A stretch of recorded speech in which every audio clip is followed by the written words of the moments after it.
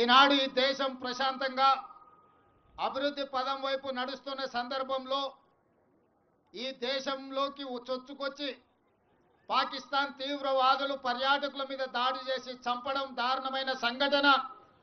ఇలాంటి సంఘటనలు పునరావృతం జరగకుండా ఉండాలంటే భారత ప్రభుత్వం కఠినంగా వ్యవహరించాల్సిన అవసరం ఉన్నది. అదేవిధంగా 140 కోట్ల భారతీయులందరూ కూడా ఏకమై రాజకీయాలకు అతీతంగా పార్టీ సిద్ధాంతాలకు అతీతంగా అందరము ఒక్కటై తీవ్రవాదం మీద పోరాడవలసిన అవసరం ఉన్నది. అందుకే ఈనాడు తెలంగాణ రాష్ట్ర ప్రభుత్వం అధికారికంగా ఈ కార్యక్రమాన్ని ఏర్పాటు చేసి అందరినీ ఆహ్వానించి భారత ప్రభుత్వానికి అండగా నిలబడి భారత ప్రభుత్వం చేపట్టే ప్రతి చర్యకు మద్దతుగా నిలబడాలి అని చెప్పి ఈ రోజు వేలాది మంది నక్లెస్ రోడ్లోకి వచ్చి భారత ప్రభుత్వానికి మద్దతుగా నిలబడ్డందుకు నేను అందరిని అభినందిస్తున్నా. ఈ దేశ ప్రధానమంత్రి నరేంద్ర మోడీ గారికి విజ్ఞప్తి చేస్తున్నా. ఇది చాలా భావోద్వేగమైన సందర్భం.